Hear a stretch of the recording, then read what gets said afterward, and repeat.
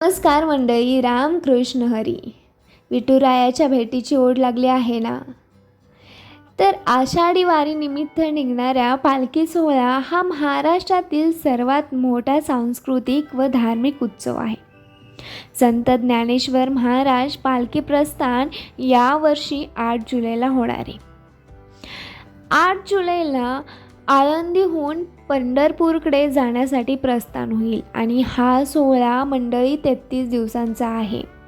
तुम्हाला माहिती आहे का, विठुरायाच्या भेटीसाठी आपले वारकरी 224 किलोमीटरचं अंतर पार करून जातात पायी. अंदाजित 224 किलोमीटर, त्याहीपेक्षा जास्त असू शकतं. तर आज आपण आजच्या या व्हिडिओमध्ये आपल्या संत ज्ञानेश्वर महाराजांच्या पालखीचा मुक्काम कोणत्या ठिकाणी आहे, कुठले कुठले रिंगण आहेत ते आपण बघणार आहोत. तर 9 जुलै ते 10 जुलै या काळामध्ये पालखी असणार आहे पुण्यामध्येच आणि 11 तारखेला पालखीचं प्रस्थान असणारे सासवडमध्ये मुक्कामासाठी. 11 आणि 12 तारखेला सासवडमध्येच असणारे मुक्काम आणि 13 तारखेला पालखी निघणार आहे जेजुरीच्या दिशेने. 13 तारखेचा मुक्काम असणारे जेजुरीमध्ये आणि 14 तारखेला मुक्काम असणारे वाल्ह्यामध्ये.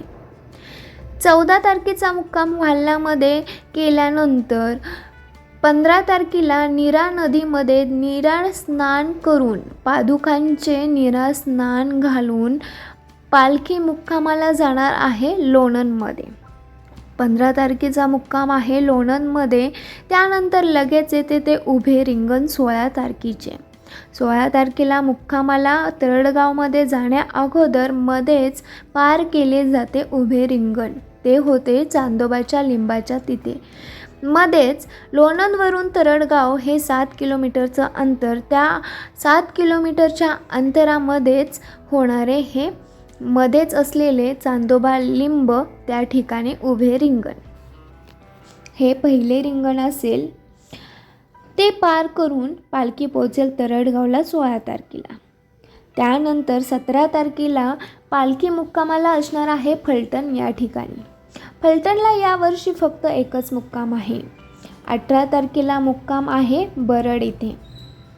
बरडमध्ये 18 तारखेचा मुक्काम केल्यानंतर 19 तारखेला जाणार आहे पालखी नातेपुते इथे मुक्कामासाठी.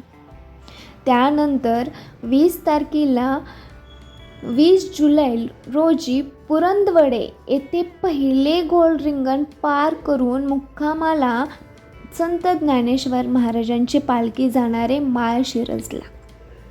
पहिले गोल रिंगण आहे 20 जुलैला, ते आहे पुरंदवडे इथे आणि ते पार करून माळशिरसला मुक्कामाला जाईल. 21 जुलैला सकाळी खुडूस फाटा येथे दुसरे गोल रिंगण होईल आणि ते गोल रिंगण पार करून वेळापूरला मुक्कामाला जाईल. 22 जुलैला ठाकूर बुवाची समाधी इथे तिसरे गोल रिंगण होईल आणि याच दिवशी संत सोपानदेव यांच्याशी सुद्धा बंधू भेट होईल. त्यानंतर पालखी प्रस्थान करेल 23 तारखेला वाखरी येथे. वाखरी येथे दुसरे उभे रिंगण आणि चौथे गोल रिंगण पार पडेल आणि त्यानंतर 24 जुलैला इसबावीची येथे तिसरे उभे रिंगण होईल आणि पादुकांजवळ आरती झाल्यानंतर सोहळा पंढरपूरमध्ये दाखल होईल. तर हा आहे 33 दिवसांचा पूर्ण प्रवास आणि हा सोहळा म्हणजे अगदी स्वर्गसुखच. आपल्या आराध्य दैवताला भेटण्यासाठी लागलेली आतुरता आणि पोचण्यासाठी केली जाणारी धडपड, किती सुंदर असं हे पालखीचं वर्णन आहे.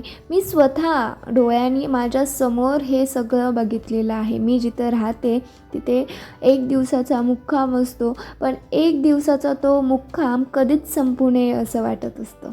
खरंच एकदा तरी सगळ्यांनी हा अनुभव घ्यायला हवा. एकदा तरी नाही पंढरपूरपर्यंत चालत जायला झालं, नाही तुमच्या प्रॉब्लेम्समुळे तुम्हाला होत नसेल, करायला यायला जमत नसेल, तरी एक तरी मुक्काम तुम्ही पालखीबरोबर करा, तो अनुभव घ्या. बघा, तुम्हाला खूप काहीतरी मोठं साध्य केलं आहे असं वाटेल. एकदा नक्की करा. भेटूयात पुढल्या व्हिडिओमध्ये. तोपर्यंत स्वतःची काळजी घ्या आणि इतरांची. रामकृष्ण हरी.